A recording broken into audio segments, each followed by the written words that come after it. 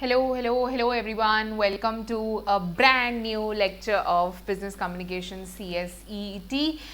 पिछले क्लास में अगर आपको याद होगा तो याद होना चाहिए यार, पिछले क्लास में अगर आपको याद होगा तो हमने कॉन्सेप्ट ऑफ बिजनेस कम्युनिकेशन जो कि चैप्टर 4 था वो ख़त्म किया था एंड उसके साथ साथ बिजनेस टर्मिनोलॉजीज भी कुछ पोर्शन एक्सटेंड तक ख़त्म की थी हमने। आज जो कि हम स्टार्ट करने वाले हैं वो है lesson 5 that is listening skills. ये हम आज स्टार्ट करने वाले हैं। ओके कैसे हो यार आप लोग, कैसे हो आपके स्पेशल वंस कैसे हैं? अरे स्पेशल वंस मतलब यार गलत समझ रहे हो तुम लोग। स्पेशल वंस मतलब मम्मी डैडी, यार मम्मी डैडी भाई बहन भी तो स्पेशल है कि तुम्हारे लिए सिर्फ एक ही लोग स्पेशल है? ठीक है, so anyway we'll start to the chapter directly. Listening skills madam क्या समझ के क्या रखा है आपने हमको कि लिसनिंग स्किल्स जैसा सब्जेक्ट हमको पढ़ने की ज़रूरत है? मतलब बचपन से तो सुनते ही आ रहे हैं यार, कभी मम्मी की, कभी पापा की, कभी टीचर की, कभी छोटी बहन सुना के चल जाती है, आए जाए कोई भी हमको सुना के चले जाता है। भैया तो और क्या सुनना सीखना है और क्या लिसन करना सीखना है?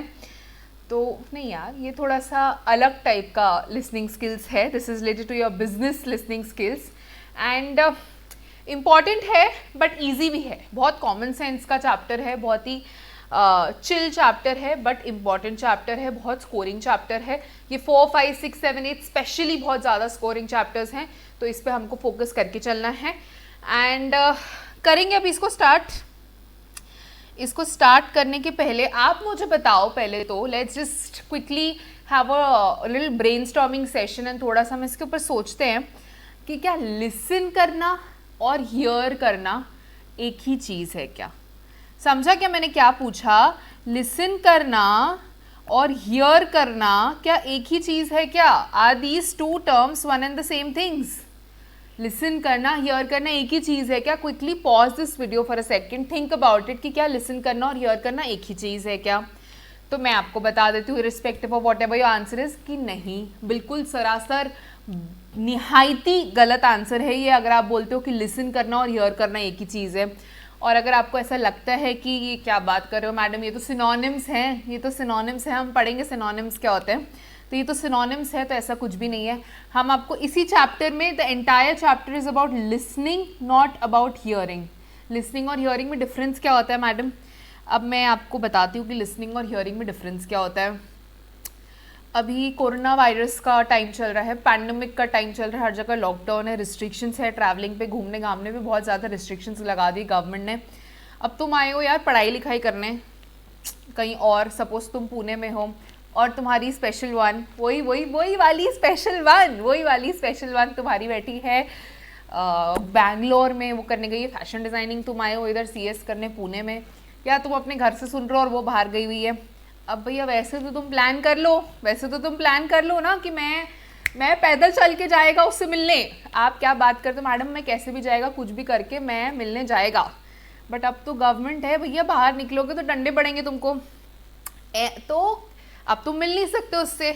एंड तुम ऐसे ही अपना कुछ इंस्टीट्यूट के काम से जा रहे हो बाहर, रजिस्ट्रेशन वगैरह के काम से तुम कैब में जा रहे हो, और वैसे तो तुम्हारा कोई होश नहीं, रेडियो पे क्या मैडम वो RJ पकड़ कर रही है, अपने को कोई मतलब नहीं है, बट सडनली गाना बजता है, ये दूरियां इन राहों की दूरियां। मैं तुम्हें सिंगिंग क्लास देने नहीं आई हूँ, मैं तुम्हें बिजनेस कम्युनिकेशन पढ़ाने आई हूँ, बट ये गाना आता तो एकदम से ना दिल को छूता है अपने, वो गाना एकदम से अपने वो दिल को छूता है गाना, और अपने कान एकदम से खड़े हो जाते हैं।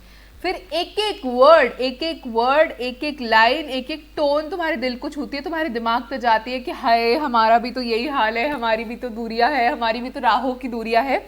तो तुम एकदम से एक्टिव हो जाते हो उस चीज़ को लेके, तुम एकदम से एक्टिव हो जाते हो, तुम्हारा ध्यान एकदम से चल जाता है, तुम्हारा कॉन्सेंट्रेशन चल जाता है। उसके पहले कितने भी ओ हो तारा रारा जो भी गाने बज रहे थे तुम्हारा उस पर ध्यान नहीं था, तुम बड़े सैड थे, तुम उसको मिस कर रहे थे।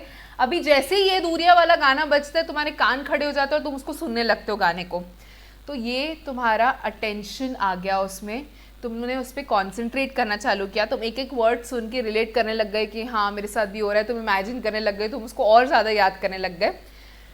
तो जब तारा रारा रारा बज रहा था और जब ओहो हो बज रहा था, तो दैट वॉज हियरिंग कि कानों में आवाज़ पड़ रही है कि तारा रारा बज रहा है, ओहो बज रहा है, बट कौन सुने, कौन क्या करे, हमें तो यादों में डूबे हुए हैं, हम तो बड़े दुखी हैं, ये सब गाने कौन सुनेगा अभी। बट जैसे ही ये दूरिया गाना बजता है वैसे ही तुम अटेंटिव हो जाते हो, वैसे ही तुम्हारे दिमाग काम करने लग जाता है, तुम्हारे दिल तक बातें छूने लग जाती है, वो होता है हियरिंग। अभी मैडम इसका बिजनेस में क्या कनेक्शन है? ऑफ कोर्स कनेक्शन है। मैं क्या तुमको ऐसी तुम्हारी लव स्टोरी डेकोरेटिव तुम्हारी दुखती रग पे हाथ रखने के लिए मैंने एग्जाम्पल नहीं दिया था, मैंने बहुत ही लॉजिकल रीजन से एग्जाम्पल दिया था कि लिसनिंग और हियरिंग का डिफरेंस समझाने के लिए मैं आपको बता रही हूँ। एक और एग्जाम्पल लेते हैं कि तुम मेरा लेक्चर सुन रहे हो घर पे लैपटॉप पे, और बाहर ट्रकों की आवाज़ें आ रही है, बाहर कोई गाली गलौज कर रहा है, दो लोगों का आपस में, एक ने दूसरे की कार ठोक दी, वो उसकी पूरी गालियों की बरसात कर रहा है उसके ऊपर, तुम तक ये आवाज़ पहुंच रही है। बट आई प्रिज्यूम कि तुम्हारा पूरा अटेंशन यहाँ पे है, तुम्हारा पूरा अटेंशन मेरे लेक्चर पे है, तुम मेरा लेक्चर ध्यान से सुन रहे हो, तुमको बैकग्राउंड में एक आवाज़ें आ रही है कि भैया दो लोगों का झगड़ा हुआ है, उनके आपस में कुछ तो भी लफड़े चल रहे हैं, वो वाली बातें आ रही है तुम्हारे दिमाग में, तो वो तुम हियर कर रहे हो जो तुम्हारे बैकग्राउंड में आ रहा है, और ये तुम लिसन कर रहे हो। वो तुम हियर कर रहे हो और ये तुम लिसन कर रहे हो। ठीक है मैडम, कहना क्या चाहते हो? इतने एग्जाम्पल्स देके कहना क्या चाहते हो? कहना मैं ये चाहती हूँ बेटा कि लिसनिंग और हियरिंग में ये डिफरेंस है कि भगवान ने हमको कान दिए हैं, तो उस तक जो भी आवाज़ पहुंच रही है, और अगर आपके ईयर्स प्रॉपर्ली वर्क कर रहे हैं, if your ears are functioning properly, तो तुमको सुनाई देगा, you will automatically hear it. That's a uncontrollable feature. But जब तुम डिसाइड करते हो कि जो तुम्हारे कानों तक आवाज़ पहुंच रही है उस पर तुम अटेंशन दे रहे हो, उस पर तुम काम कर रहे हो, उसको तुम फोकस कर रहे हो, that means you are listening to it. That means whenever कोई चीज़ अगर हमारे कानों तक पहुंच रही है और उस पर हम और अपना अटेंशन दे रहे हैं, अपना कॉन्सेंट्रेशन डाल रहे हैं, उसको एक्टिवली सुन रहे हैं, उसको बोलते हैं लिसनिंग। सिर्फ सुनने को बोलते हैं हियरिंग, और कॉन्सेंट्रेशन के साथ एक्टिवली सुनने के साथ बोलते हैं, अगर हम कॉन्सेंट्रेशन के साथ एक्टिवली कोई बात सुन रहे हैं तो उसको हम बोलते हैं लिसनिंग। आई होप तो अभी हमें ये क्वेश्चन का तो आंसर मिल गया कि मैडम लिसनिंग और हियरिंग दोनों सेम नहीं है, जमीन आसमान का फर्क है दोनों चीज़ों में। हियरिंग इस कि भैया भगवान ने कान दिए हैं इसीलिए आवाज़ें जा रही है, इसीलिए हम सुन ले रहे हैं।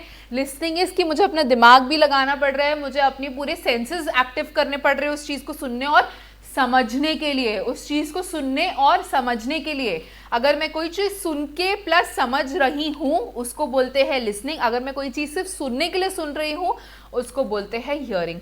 तो ये एक चीज़ है जो before we get to this chapter, before we get to the contents of this chapter, ये एक बेसिक चीज़ थी जो आपको पता होनी चाहिए थी। आई होप कि आपको ये क्लियर होगी। नीचे जाके there shouldn't be any doubt, but even if there is a doubt we'll clarify it as and when we go down.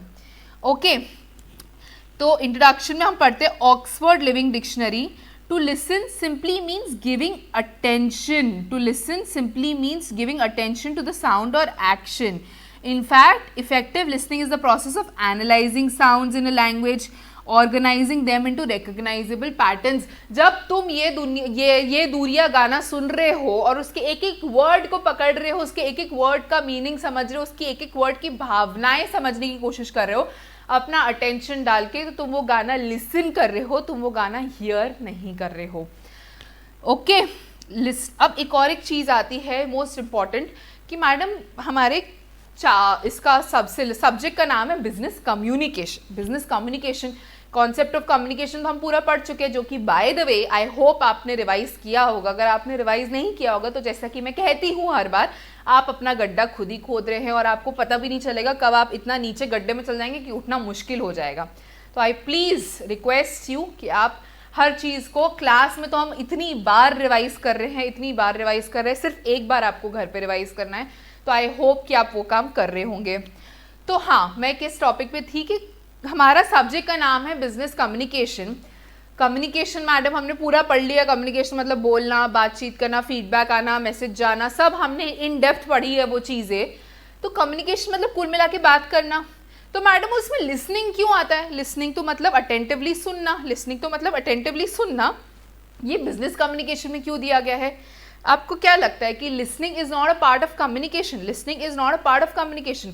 If you think so you are wrong. If you think so you are wrong. यहाँ पे आप देखो, listening is the receiving part of communication. Listening is the receiving part of communication and listening is all about receiving information through both eyes and ears. पहले part को हम पकड़ते हैं पहले. Listening is the receiving part of communication. Trust me, ये बहुत ज़्यादा important है. ये चीज़ ये बहुत ज़्यादा इंपॉर्टेंट है. ये MCQ भी आ सकता है आपको इस पर कि is listening a part of communication. पहली बात तो येस, अगर तुम नॉलेजेबली इस चीज़ को सुन रहे हो तो तुम आंसर करोगे येस. दूसरी चीज़, अरे तुम्हारे सिलेबस में है तो ऑब्वियसली पार्ट है ना यार बिजनेस कम्युनिकेशन का. अगर तुम्हारे सिलेबस, बिजनेस कम्युनिकेशन के सिलेबस में लिसनिंग चीज़ को डाला गया है तो that means it's obviously part of communication. But अब उसको नॉलेजेबली समझते हैं. अरे अगर तुम प्रॉपरली सुन नहीं रहे हो, अगर मैं तुम्हें बिजनेस में कुछ बोल रही हूँ कि हेलो अंकिता, तुम ये काम शाम के 6 बजे तक कर लेना, ये तुम अगर सिर्फ अटेंशन के साथ नहीं सुन रही थी अंकिता, तो अंकिता क्या करती और अंकिता का ध्यान पूरा व्हाट्सएप में. अंकिता समझती कि मुझे कल के 6 बजे तक देना है ये काम, या परसों के 6 बजे तक देना है, या सुबह के 6 बजे तक देना है. जबकि मैंने क्या बोला, अंकिता मुझे आज शाम को 6 बजे तक ये काम डन चाहिए. तो अंकिता ने प्रॉपरली लिसन नहीं किया, इसीलिए हमारा कम्युनिकेशन फेल हो गया. इसीलिए जो काम था वो अटक गया, वो शाम को 6 बजे तक नहीं मिल पाया. हैंस अगर अंकिता प्रॉपरली लिसन नहीं कर रही है तो हमारा कम्युनिकेशन फेल नहीं हो रहा. वही अगर अंकिता प्रॉपरली लिसन कर रही होती तो हमारा कम्युनिकेशन प्रॉपर होता और listening would have been the receiving part of communication. Listening would have been the receiving part of our communication. तो वेरी इंपॉर्टेंट टू नो कि yes, listening is a part of communication, listening is a receiving part of communication, can be an important MCQ from the point of exam. I hope कि MCQ point of से नहीं, आपको समझा भी कि क्यों listening हमारे communication का part है. ओके, नेक्स्ट आता है listening is all about receiving information through both eyes and ears. क्या बकवास बातें लिखी हुई है, क्या बकवास बातें लिखी हुई है. बचपन से मैं कान से ही सुन रहे हैं, पूरे बायोलॉजी की धज्जियां उड़ा दी है ये बोल के कि हम सुन रहे हैं, हम आंखों से भी सुनते हैं. ये कहाँ का वाहियाती स्टेटमेंट है? नहीं, ये बिल्कुल भी वाहियात स्टेटमेंट नहीं, बहुत ही लॉजिकल स्टेटमेंट है ये चीज़. जब हम बोलते हैं कि we listen through both eyes and our ears, we listen through both eyes and our ears. For the record मैं आपको समझाती हूँ, बट मैं आपको बता दूँ कि ये statement again is very important from the point of exams. Very very important कि ट्रू और फॉल्स बता दो कि we listen through both our eyes and ears. Yes, it is a true statement that we listen through both our eyes and our ears. Okay, अब मैं इसको समझाती हूँ कि we listen through both our eyes and our ears कैसे.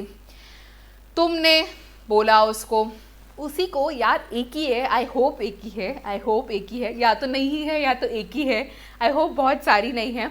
तुमने उसको बोला कि मेरे साथ शादी करेगी. वो बोलती है हाँ, या वो बोलती है नहीं. अगर वो नहीं बोलती, एकदम ब्लश कर के, एकदम स्वीट सी स्माइल लेके, एकदम शर्मा के कि नहीं अभी नहीं, अभी थोड़ा रुकिए, तो इसका क्या मतलब है कि वो बोल तो नहीं रही है बट अंदर से उसकी भावनाओं में है कि यस चिल्ला के वो हाँ बोलना चाह रही है, बट क्योंकि उसको शर्म आ रही है इसीलिए वो नहीं बोल रही है. या फिर उल्टा केस ले लेते हैं, तुमने उसको बोला कि मेरे साथ डेट पे चलेगी, तो वो कुछ भी नहीं बोलती है, या तो वो बोलती है हाँ तेरे साथ क्यों नहीं डेट पे चलूंगी, बिल्कुल चलूंगी तेरे साथ डेट पे. तो आप देख रहे हो कि अगर वो इस तरीके से बोल रही है, वो सरकास्टिकली आपको हाँ बोल रही है कि चलूंगी तेरे साथ डेट पे, जो इसका एक्सप्रेशंस है, जो एक्सप्रेशंस वो कम्युनिकेट कर रही है, वो बोलती कि अरे हट, तेरे साथ कौन डेट पे जाएगा, मैं कितना भी हाँ बोल लूँ, वो तेरी बेइज्जती करने के लिए हाँ बोल रही है. जबकि उसके जो फेशियल एक्सप्रेशंस है वो क्लियरली ये बता रहे हैं कि वो इस जन्म में तुम्हारे साथ डेट पे नहीं जाने वाली है. तो एक्सेप्ट उसने जब हाँ बोला तब तुमने सुना कान से, तब you listen through your ears, but her facial expressions, उसने एक अलग मैसेज भेजा जो कि आपने अपने आंखों से रिसीव किया. ओके, आंखों ही आंखों में इकरार हो गया. तो ये कोई ऐसे बैठे बैठे गाना नहीं बन गया है. मीन्स कि आप जो फेशियल एक्सप्रेशंस है, जो बॉडी लैंग्वेज है, वो भी बहुत कुछ कम्युनिकेट करती है. वो भी इसका एक और एग्जाम्पल लेते हैं हम कि कुछ बच्चे ना गुस्सा हो जाते हैं मेरे से कि मुझे कमेंट्स आते हैं, मैसेज, मैडम आप बहुत गर्लफ्रेंड बॉयफ्रेंड गर्ल का एग्जाम्पल्स लेते हो, ये करते हो वो करते हो, बहुत सभ्य बनने की कोशिश करते हो वो लोग मेरे साथ. तो ठीक है यार, तुम्हारी है तो बहुत बढ़िया बात है, नहीं है तो भी बहुत बढ़िया बात है. कोई बड़ी बात है क्या ये? और अगर तुम्हें ऐसे लगता है कि तुम्हें, मुझे आता है, एक बार कमेंट आया था कि मैडम हम ना बहुत डिस्ट्रैक्ट हो जाते हैं, please this is a professional course, please give professional examples, don't do all this nonsense. तो भाई अगर तुम प्रोफेशनल कोर्स में और तुम इतनी फालतू सी चीज़ से डिस्ट्रैक्ट हो रहे हो ना, तो you really need to reconsider कि हम प्रोफेशनल कोर्स के लायक है क्या। ओके तो ये एग्जाम्पल सिर्फ क्लास को फन करने के लिए होते हैं, ये एग्जाम्पल सिर्फ क्लास को लाइवली करने के लिए होते हैं। ओके इसका एक और एक एग्जाम्पल मैं देने वाली थी आपको कि तुम आए, तुमको मम्मी ने बोला था, तुमने मम्मी से पूछा मम्मी मेरी फ्रेंड की बर्थडे पार्टी है, मैं जाऊँ क्या? तो मम्मी ने बोला कि ठीक है। पहले तो वही होता है ना, पापा से पूछ ले, पापा बोलते मम्मी से पूछ ले, ये फुटबॉल खत्म हुआ, उसके बाद तुम्हारा फाइनली भगवान की दया से डिसाइड होता है कि तुम जाते हो। बट तुमको मम्मी बोलती है या पापा बोलते हैं कि बेटा रात को 10 बजे तक घर आ जाना, चाहे जो हो जाए 10 बजे तक घर आ जाना, 10 बजे से लेट मत करना। तो तुमको तो हाँ चाहिए, तुमको तो सिर्फ घर से बाहर निकलना, तो तुम बोलते हो हाँ मम्मी मैं रात को 10 बजे घर आ जाऊँगा। और तुम पार्टी करते रहे, बम डिगी डिगी बम बम, दुनिया भर के गाने तुम सुनते रहे, डांस करते रहे, मस्ती करते रहे, तुमको टाइम का कोई अंदाज़ा नहीं रहा। और बज गए बेटा 1, रात के 1 बज गए। अब तुमको मम्मी ने बोला था कि 10 बजे आना और तुम आ रहे हो रात के 1 बजे, तो तुमको वो साइलेंट ट्रीटमेंट पता होगा ना, साइलेंट ट्रीटमेंट होता है कि मम्मी तुम आए रात को एकदम डर के 1 बजे, तुमने दरवाज़ा खोला, मम्मी सामने खड़ी हुई हैं एकदम ऐसी एकदम स्ट्रेट फेस लेके, कोई एक्सप्रेशन नहीं है मम्मी के फेस पे, कुछ पूछना पाछना नहीं, कुछ बातें नहीं करनी, एकदम स्ट्रेट फेस लेके खड़ी, एकदम गुस्से वाली शक्ल लेके, वो कुछ नहीं बोलती है तुमको और वो चली जाती है अंदर। उन्होंने एक वर्ड तक नहीं बोला अपने मुंह से कि तुम क्यों लेट आए, क्या किया, क्यों नहीं इतना टाइम लग गया, क्या हो गया। All she is doing is taking a straight face करके वो अंदर चली जाती है। ठीक है तो अभी इसमें कुछ बोलने की ज़रूरत थी कि तुम्हें समझ नहीं गई ये बात कि भैया मम्मी का बहुत आउट है, अभी सुबह मेरे को डंडे पड़ने वाले हैं और अगली पार्टी में तो जाने का सवाल ही नहीं उठता। तुमको मैसेज मिल गया, किस से मैसेज मिला? कि मम्मी की बॉडी लैंग्वेज से मैसेज मिला, मम्मी के फेशियल एक्सप्रेशन से मैसेज मिला कि भैया मम्मी का दिमाग बहुत ज़्यादा आउट है। मम्मी को कुछ बोलने की ज़रूरत नहीं पड़ी, but because you saw through your eyes, because you heard through your eyes, because you listen through your eyes कि मम्मी का दिमाग बहुत सटका हुआ है, मम्मी का बहुत एक्सप्रेशंस बहुत वाहियात है, मम्मी की बॉडी लैंग्वेज बहुत ख़राब है, भैया मेरी वाट लगने वाली है। ठीक है सो इसीलिए वी से कि we listen through both our eyes and our ears, we listen through both our eyes and our ears. Again very important these two statements that we studied right now. First कि listening is the receiving part of communication, second कि listening we listen through both our eyes and our ears. These two statements are extremely important from the point of view exams. Okay, so ये एक basic introduction था इस chapter का लेके कि पहली बात तो मैडम लिसनिंग और हियरिंग में कोई डिफरेंस होता है कि, जो कि बहुत प्रिलिमिनरी चीज़ है जो आपको समझनी चाहिए। सेकेंड कि क्या लिसनिंग कम्युनिकेशन का पार्ट है, तो yes listening is the receiving part of communication. क्या थर्ड, क्या हम सिर्फ कानों से सुनते हैं? नहीं मैडम, हम कानों और आंखों दोनों से सुनते हैं। ये बहुत इंट्रोडक्शन था बट इम्पॉर्टेंट था, can definitely be a good exam question. Okay next, अब जो मैंने आपको पढ़ाया उसकी थोड़ी सी हम रीडिंग कर लेते हैं। मैंने बहुत आपको सफिशेंटली समझा दिया, वो चीज़ बहुत एग्जाम्पल्स देके समझा दिए। अब हम उसकी रीडिंग करते हैं, लैंग्वेज पढ़ते हैं कि किस लैंग्वेज में हमें क्वेश्चन फ्रेम होके आ सकता है। Listening is not a passive process. In fact, the listener can and should at least be as engaged in the process as the speaker. Listening is not a passive process. Hearing is a passive process. जब वो दो लोग road पे बैठ के लड़ रहे हैं, जब तुम मेरा लेक्चर सुन रहे हो तो वो तुम उसमें अपना अटेंशन नहीं दे रहे हो, तुम अपने सेंसेस यूज़ नहीं कर रहे हो, ब्रेन यूज़ नहीं कर रहे, वो पैसिवली तुम्हारे कान पे वो आवाज़ फॉलो हो रही, that is hearing. So listening is not a passive process. The phrase active listening is used to describe this process of being fully involved. To be an effective listener, one has to be completely involved in the communication process and fully present. Here fully means physically, mentally, emotionally and psychologically. Here fully means physically, mentally, emotionally and psychologically. Again MCQ question, what does fully means? Fully means being physically, emotionally and psychologically present. इसका एक और एक मैं आपको example देती हूँ कि आप स्कूल में रहते थे और जिस दिन अपन स्कूल से एब्सेंट होते थे ना, चाहे जो भी रीज़न से, भले तुम साल की सिर्फ 3 या 4 छुट्टी लेते होंगे, सिक लीव हो गया, अनअवॉइडेबल रीज़न, पर जिस दिन तुमने छुट्टी ली उस दिन कोई बहुत इंपॉर्टेंट इवेंट हो जाता था, या तो कोई बहुत ही तोड़ फाड़ लोगों की लड़ाई हो जाती थी, या कोई बहुत ऐसा इवेंट हो जाता था जो बहुत बड़ी न्यूज़ बन जाता था। अब तुम्हें कैचअप तो करना है ना भैया, तुम स्कूल में रह रहे हो, साल भर रहना है तो तुम्हें कैचअप तो करना है। तो तुम्हें पता चलता है कि आज मैंने छुट्टी ली थी और तुम अगले दिन आके पूछते हो कि यार क्या हो गया, ऐसा किसकी लड़ाई हुई थी, क्या हुई थी, तुम अपने दोस्त को, तो मेरे को सब बता, मेरे को सब जानना है, मेरे को पूरा अपडेटेड रहना है, मुझे बता क्या। तो वो बताता है कि अरे वो आया था, वो उसने ऐसा किया, उसने उसको ये बोला, तो वो बहुत गुस्सा हो गया, फिर उसने तो बोला हाँ हाँ ऐसा हुआ था, अच्छा और बता और क्या हुआ था, फिर उसने क्या बोला, फिर उसने क्या बोला, इसने क्या किया, वैसा क्या हुआ, फिर एंड में क्या हुआ, प्रिंसिपल मैम ने क्या बोला। तो तुम फुल्ली प्रेजेंट हो उस चीज़ में, फिजिकली, मेंटली, इमोशनली, तुम अपने पूरे तन मन धन से उस कॉन्वर्जेशन को सुन रहे हो कि भैया मैंने क्या मिस किया, मुझे बता कि क्या लड़ाई हुई थी, कैसे हुई, किसके साथ हुई, क्या हुआ, एंड में क्या हुआ। तुम्हारे पूरे सेंसेस उस चीज़ को लेके चल रहे हो। ओके, फिजिकली मीन्स ऑब्वियसली कि तुम वहाँ पे बैठे हो और तुम सुन रहे हो और फेस टू फेस तुम सुन रहे हो। मेंटली मीन्स कि तुम at that moment, very moment तुम वहाँ प्रेजेंट हो। इमोशनली कि तुम्हारे सारे इमोशंस की हाँ अच्छा ऐसा हुआ था, वैसा हुआ था, उसने क्या बोला, इसने क्या बोला। और साइकोलॉजिकली तुम वहाँ पे प्रेजेंट हो। तो fully present means physically, mentally, emotionally and psychologically आप कोई चीज़ को सुन रहे हो तो उसको बोलते हैं active listening. Active listening is being fully present. Being fully present means physically, emotionally, psychologically and mentally present in a conversation. Okay, तो passive listening और active listening वही हो गई। passive listening is nothing but hearing. active listening तो हमने अभी समझा कि fully present psychologically, emotionally and mentally.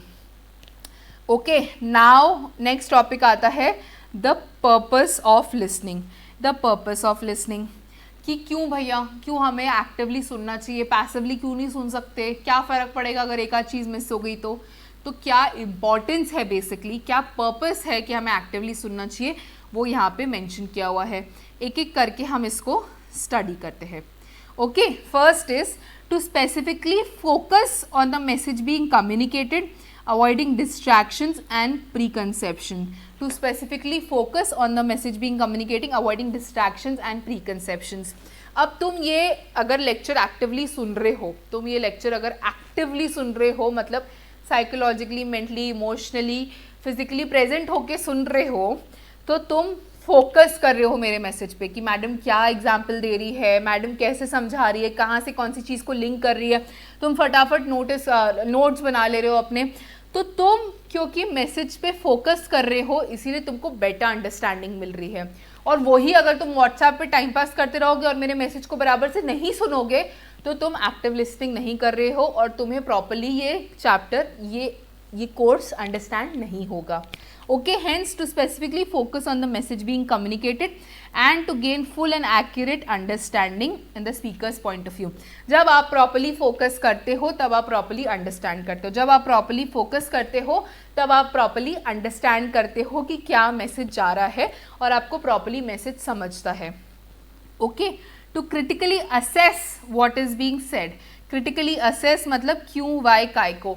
आप देखते होंगे कि जब हम क्लासरूम टीचिंग, आपने कभी तो ऑफकोर्स एक्सपीरियंस किया होगा क्लासरूम टीचिंग, तो आप देखते होंगे उसमें कि कुछ बच्चे ना इस तरह से बहुत क्वेश्चंस पूछते थे मतलब ओ मैडम हाउ, ये इसका डेरिवेशन कैसे आया मैथ्स का, ये कैसे हुआ, वो कैसे हुआ, please explain again, why did you से लाइक दिस, ऐसा एग्जाम्पल क्यों दिया, इसका क्या मीनिंग है, बार बार क्यों, वाई, कायको का बहुत बड़ा कीड़ा रहता है उनका अंदर।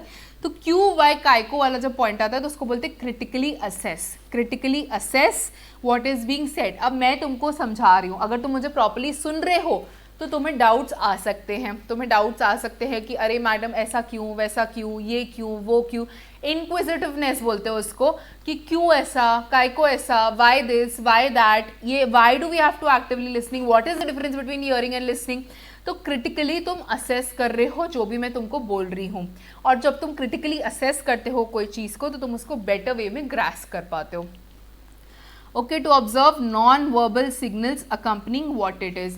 जब आप एक्टिवली लिसन कर रहे होते हो तब आपको समझता है कि नॉन वर्बली इंसान क्या कम्युनिकेट करे। नॉन वर्बली मतलब मम्मी का करना, या फिर हाँ मैं तेरे साथ डेट पे चलूंगी ना, क्यों नहीं चलूंगी, बिल्कुल चलूंगी तेरे साथ डेट पे। All these things are non verbal signals जब आप नोटिस करते हो तभी आपको एक्चुअल मैसेज समझ में आता है। अगर वो लड़की का आप आंखें बंद करके सिर्फ हाँ सुनते तो आप तो खुश हो जाते कि भैया ये मेरे साथ डेट पे चलने वाली है, क्योंकि आपने उसके नॉन वर्बल सिग्नल्स भी नोटिस किए, इसीलिए आपको प्रॉपर्ली समझा कि अरे भैया ये डेट पे नहीं चलने वाली है मेरे साथ, मेरे को दूसरा कुछ देखना पड़ेगा।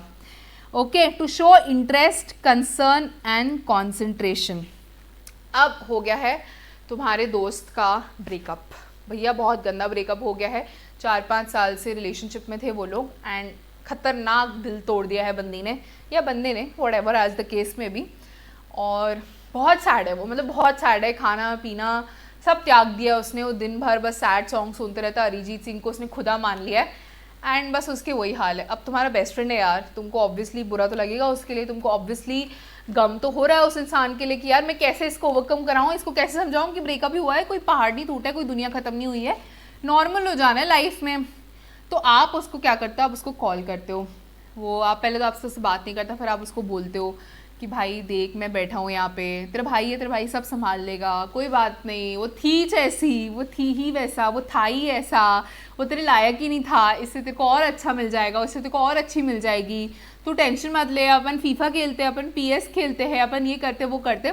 तो तुम अपना उसको कंसर्न बताते हो, तुम उसको अपना कंसर्न बताते हो, फिर उसको लगता है कि हाँ ये मेरा दोस्त है, मैं इसके साथ शेयर कर सकता हूँ, फिर तुम उसको, वो तुमको बताता है कि यार भाई मेरे को बहुत कम हो रहा है, मेरी तो बहुत हालत टाइट हो गई, मैं नहीं जी पाऊँगा, मैं मर जाऊँगा उसके बिना, मेरा कैसे होगा लाइफ में, ये सब। मतलब तुम जब उसको अपनी कंसर्न शेयर करते हो, तब तुम उसको अपना इंटरेस्ट शेयर करते हो एंड कॉन्सेंट्रेशन देते हो, तभी वो इंसान तुम्हारे साथ कम्युनिकेट करेगा, तभी तुम वो एक्टिवली, अगर जब तक उसको सुनोगे नहीं तो वो इंसान मोटिवेट नहीं होगा to speak come fully honestly. अगर आप फ़ोन पे बैठे हो अपने, वो तुमको अपनी स्टोरी ब्रेकअप स्टोरी सुना रहा है, सैड स्टोरी सुना रहा है फेस टू फेस, और तुम अपने फ़ोन पे ही लगे पड़े हो, तुम्हारा ध्यान ही नहीं है, तो तुमको लगता है वो बोलेगा तुमसे, वो चिढ़ जाएगा कि क्या यार मैं यहाँ पे अपना रोना धोना गा रहा हूँ और तेरे को सिर्फ फ़ोन पे व्हाट्सएप चेक करने की पड़ी हुई है। तो that person will not speak, that person will get demotivated, will not be encouraged to communicate fully, openly and honestly, फिर वो आपके साथ properly communicate नहीं कर पाएगा। Okay, so you have to show, ताकि हम एक्टिव लिसनिंग इसलिए करते हैं ताकि हम सामने वाले को बता सके कि हम उसमें इंटरेस्टेड हैं, हम कंसर्न्ड हैं उनके लिए, और इसीलिए करते हैं कि हम उनको एनकरेज कर पाए कि आप हमें प्रॉपरली बताओ। To develop a selflessness approach, putting the speaker first. जब भी आप सुन रहे होते हो चुपचाप, अगर आप किसी की बात सुन रहे होते हो तो सामने वाले को बहुत अच्छा लगता है कि यार ये मेरी बात अच्छे से सुन रहा है, आप सेल्फलेस होके सामने वाले की बात सुन रहे हो, तो ये बताना कि आपके अंदर वो सेल्फलेसनेस वाला एटीट्यूड है, इसीलिए हमें एक्टिव लिसनिंग करना ज़रूरी है। To arrive at a shared and agreed understanding and acceptance of both side of views. वो आप देखते होंगे ना कि कभी किसी का झगड़ा हो रहा है या कभी किसी का डिस्प्यूट हो रहा है या आपके और आपके फ्रेंड के बीच में कुछ आर्ग्यूमेंट हो रहा है, be it related to studies only. आपका कहना है कि listening is not a part of communication, उसका कहना है कि listening is a part of communication. तो आप दोनों के बीच में एक आर्ग्यूमेंट हो रहा है, तो आपने सुना होगा कि आप हमेशा बोलते हैं कि यार भाई तू मेरी एक बार बात तो सुन ले, मैं क्या बोल रहा हूँ एक बार अच्छे से सुन ले, समझ ले, फिर मैं तेरी बात भी सुनूंगा, फिर हम उसको डिस्कस करेंगे। तो जब तक कि आप सामने वाले के पॉइंट ऑफ व्यू को सुनते नहीं हो, समझते नहीं हो, और वो आपके पॉइंट ऑफ व्यू को सुनता नहीं है, समझता नहीं है, तब तक एक अग्रीमेंट नहीं आता है। इसीलिए both the parties need to listen properly so that एक प्रॉपर अग्रीमेंट आए, सो दैट एक प्रॉपर एक्सेप्टेंस आए व्यूज का। ओके, सो ये था पर्पस ऑफ लिसनिंग कि भैया क्यों हमें लिसन करना, एक्टिवली सुनना बहुत ज़्यादा ज़रूरी है, क्या इंपॉर्टेंस है उसका। तो we'll again quickly revise this concept. Purpose of listening क्या है madam? To focus on the message being communicated, to gain full and accurate understanding of the message, to critically assess what is being said, to observe the non-verbal signals, to show interest, concern, to encourage the speaker to speak fully, honestly, to develop a selflessness approach, and to arrive at a shared and agreed understanding. To arrive at a shared and agreed understanding. We'll again revise, and मैं आपको फिर से बोल रही हूँ कि जब मैं रिवाइज कर रही हूँ, मैं अपने लिए रिवाइज नहीं कर रही हूँ, मेरा एग्जाम नहीं है, आप लोग का एग्जाम है, you have to revise and actually start speaking as and when I speak something. Okay, purpose of listening क्या है madam? To specifically focus on the message being communicated, to gain understanding of the message being communicated, to critically assess what is being said, to observe non verbal signals, to show interest, concern, to encourage the speaker to speak fully and honestly, to develop a selflessness approach, and to arrive at a shared and agreed understanding. This was the purpose of listening. Okay, यहाँ पे again फिर से वही चीज़ दी है जो हमने आपको बहुत मतलब बहुत ज़्यादा एग्जाम्पल्स देके समझा दिए, ज़्यादा ही कुछ समझा दिया इसके बारे में कि listening and hearing. Listening madam मतलब एक्टिवली सुनना, फुल्ली प्रेजेंट होके सुनना. फुल्ली प्रेजेंट मतलब physically, mentally, emotionally, psychologically involve होके सुनना, that is listening. Hearing is just the sound that enter your ears. It is a physical process that provided you do not have any hearing problems, it happens automatically. अब्बा डब्बा चब्बा वाला problem नहीं है तो तुमको automatically here होगा वो message. But here होने के बाद जब तुम उस पर अटेंशन दे के सुनते हो, जब उसको फिजिकली मेंटली इन्वॉल्व होके सुनते हो, तो उसको हम बोलते हैं listening. Listening is active process and hearing is passive process. Active मतलब एक्टिवली इन्वॉल्व होके, फुल्ली प्रेजेंट होके अगर आप सुन रहे हो तो उसको हम बोलते हैं लिसनिंग. तो ये था listening and hearing. This was sufficiently explain to you. Okay, listening means being aware of both verbal and non verbal message. इसका क्या मतलब है? Listening means being aware of both verbal and non verbal messages, मतलब listening through both your ears and your eyes. Listening through both your ears and your eyes means listening is being aware of both verbal and non-verbal signals. Okay, those three statements were extremely important and वो बार बार आपको देखने मिलेंगे आगे. Active listening is used to describe this process of being fully involved. Fully involved मतलब fully present. Fully present मतलब being physically, emotionally, mentally and psychologically present in a conversation. ये बार बार मैं इसीलिए बोल रही हूँ कि आपके जहन में, आपके सबकॉन्शियस माइंड तक ये बात एकदम घुस जाए. Okay, next is types of listening skills. Again ये पटाखा मार्क किया हुआ है यहाँ पे, मतलब very important from the point of view exams, क्योंकि थोड़ा सा नया कॉन्सेप्ट है, थोड़ा सा फ्रेश कॉन्सेप्ट है.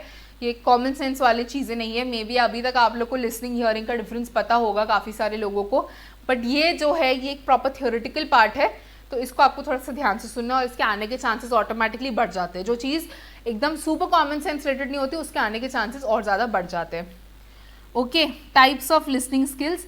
Discriminative listening. First is discriminative listening. Discriminative listening क्या होती है कि आप सिर्फ डिस्क्रिमिनेट करना क्या होता है, मतलब डिफरेंस निकालना. आपको बोलते थे ना बचपन में, discriminate between what is this and what is that, discriminate between, differentiate between. तो डिस्क्रिमिनेट मतलब कि व्हाट इज द डिफरेंस, आपको सिर्फ इतना पता चल लगाना. तो डिस्क्रिमिनेटिव लिसनिंग मीन्स कि आप सिर्फ सुन के इतना पता चल पाओ, आप डिफरेंशिएट कर पाओ कि ये चीज़ क्या है और क्या चीज़ नहीं है. जैसे कि अगर आप सुनते तो आपको सुनते से पता चल जाता है, इसमें आपको वर्बल नॉन वर्बल चीज़ों की भी नीड नहीं. क्या अगर एक कुत्ता भौंक रहा है तो आपको सुनते से समझ जाता है कि this is a dog which is barking. अगर एक बिल्ली मियाऊ कर रही है तो आपको समझ जाता है कि मियाऊ सुनते से कि this is a cats voice. या फिर अगर कोई लड़का बात कर रहा है तो आपको उससे समझ जाता है कि लड़का बात कर रहा है. अगर कोई लड़की बात कर रही है तो आपको आवाज़ से समझ जाता है कि लड़की बात करी. मोस्टली ऐसे समझ में आ जाता है लड़का लड़की के केस में. या फिर कुछ भी आपको समझ में आ जाती है सिर्फ सुनते से. अगर आप कोई चीज़ को डिस्क्रिमिनेट कर पाओ कि हाँ आपने जैसे ही सुना वैसे ही आपको समझ गया कि एक लड़का बात कर रहा है या एक लड़की बात कर रही है, उसको बोलते हैं discriminative listening. Discriminative listening is the most basic type of listening whereby the difference between different sounds is identified. Different sounds is identified, that if a dog is barking means it's a dog sound, and if a cat is doing meow तो you understand it's a cat that's doing meow. तो आपका सिर्फ इसमें basic काम है कि आप आवाज़ों के दम पे डिफ्रेंशिएट कर पाओ कि ये चीज़ ऐसी है और ये चीज़ वैसी है. If you cannot hear differences, then you cannot make sense of the meaning that is expressed by such differences. इसका क्या मतलब है कि सपोज आपको एक फ्रेंड का फ़ोन आया कि मेरे को शॉपिंग पे जाना है उसके लिए, एंड मतलब वो लड़की का फ़ोन आया कि सुनना मिले यार कपड़े लेके आ जा please, buy me a gift, get me some clothes and everything. और अगर तुमको यही समझ में नहीं आ रहा है कि वो एक लड़की की आवाज़ थी, तो तुम कैसे जाके शॉपिंग में अब तुम उसके लिए इंडियन सलवार सूट्स लोगे कि जीन्स शर्ट लोगे कि क्या लोगे, जब तुम्हें यही बेसिक चीज़ समझ में नहीं आ रही कि वो लड़की है कि लड़का है. Okay, hence discriminative listening is the most basic type of listening. This can also be a MCQ कि which is the most basic type of listening. Discriminative listening is the most basic type of listening. Discriminative listening means कि आप simply difference पता कर पाओ अलग अलग आवाज़ों के बीच में. Okay, Likewise, a person who cannot hear the subtleties of emotional variation in another person's voice will less likely be to able to discern the emotions the other person is experiencing. जैसे अगर कोई हमें समझ जाता है ना कि कोई फ़ोन उठाते है, हेलो हेलो हाय हाय कैसा है क्या नहीं है, तो हमें समझ जाता है कि he is happy, he is excited, hello हाँ और बोल क्या, तो आपको समझ जाता है कि सामने वाला पर्सन इज सैड. जैसे बोलते हैं कि तेरी आवाज़ ऐसी क्यों आ रही है यार, क्या हो गया तेरे को, ऑल इज ओके क्या, तेरी तबीयत ठीक नहीं है क्या. तो ये भी एक डिस्क्रिमिनेटिव लिस्टिंग है कि आपको आवाज़ में डिफरेंस समझ में आ रहा है कि कब सामने वाले की आवाज़ हैप्पी एक्साइटेड साउंड कर रही है और कब वो एक सैड इमोशनल वॉइस साउंड कर रहा है. Okay, listening is a visual as well as auditory act. We communicate through body language. Listening is a visual and auditory act. Again the same thing, that we listen through both our ears and our eyes. We listen through both our ears and eyes. मैंने बोला ना आपको कि ये चीज़ बार बार repeat होगी और बार बार मैं भी रिपीट करूँगी ताकि आपके दिमाग में ये चीज़ रजिस्टर हो जाए कम्प्लीटली. नेक्स्ट आते हैं हम कॉम्प्रीहेंशन लिसनिंग पे. कॉम्प्रीहेंशन मतलब to comprehend, to understand what is being said. Comprehension matlab to comprehend, to understand what is being said. The next step beyond discriminative listening between different sounds and sight is to make sense of them. To comprehend the meaning requires first having a lexicon of words at our fingertips and also rules of grammar and syntax by which we can understand what the other person is saying. आपको ये बात मतलब आपने पता कर लिया कि लड़के की आवाज़ है या लड़की की आवाज़ है, उसके बाद उसने आपको, जैसे मैंने आपको बताया आपकी फ्रेंड ने फ़ोन किया कि सुनना यार मेरे को प्लीज़ गिफ्ट ला दे, अभी ना नवरात्रि आ रही है और मेरे को नवरात्रि के लिए तेरी तरफ से गिफ्ट चाहिए, मेरे को वो गरबा पे पहन के जाना है. तो तुमको डिस्क्रिमिनेटिव लिसनिंग क्या होगी कि तुमको समझ में आ गया कि लड़की की आवाज़ है, तुमको इतना तो समझ गया कि मेरे को लड़की के लिए गिफ्ट लेना है. अब तुम उसको वो जो बोल रही है उसको तुम कॉम्प्रीहेंड करने की कोशिश कर रहे हो. वो बोल रही है कि बॉस मेरे को नवरात्रि के लिए गिफ्ट चाहिए, मुझे गरबा में पहन के जाना है, और तुम जाते हो मॉल और उसके लिए ला लेते हो मिनी स्कर्ट. तो क्या तुमने उसकी बात समझी? भाई वो मिनी स्कर्ट पहन के तो गरबा नहीं खेलेगी ना, गरबा खेलना है मतलब she needs lehengas and all दो sort of things.